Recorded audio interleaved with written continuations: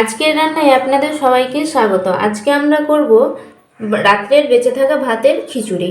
অল্প উপকরণ দিয়ে আমরা এই হেলদি খিচুড়ি তৈরি করে নেব খুব অল্প সময়ের মধ্যে।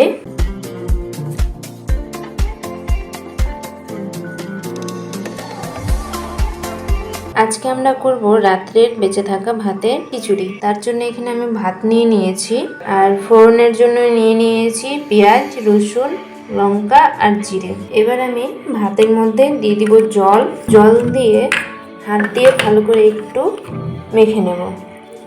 এবার করে শক্তি দিয়ে একটু ভাতগুলোকে থেতো করে নেব।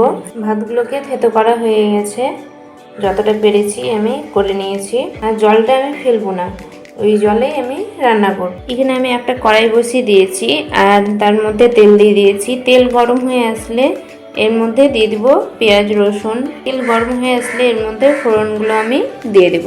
আমি এখানে সবগুলো ফোড়ন দিয়ে দিয়েছি, পেঁয়াজ, লঙ্কা, রসুন আর জিরে।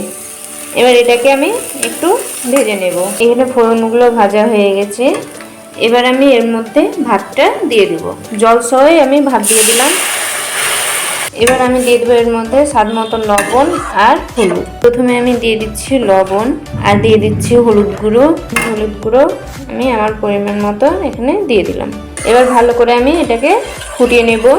ভাতের জলগুলো ফুটে উঠেছে, খিচুড়ি একটু শুকিয়ে নেব, তারপর আমরা নামিয়ে নেব। খিচুড়ি হয়ে গেছে, এবার আমি নামিয়ে নেব। খিচুড়ি আমাদের তৈরি হয়ে গেছে, দেখতেই পাচ্ছেন কি সুন্দর হয়েছে আমাদের রাত্রের বেঁচে থাকা ভাতের খিচুড়ি।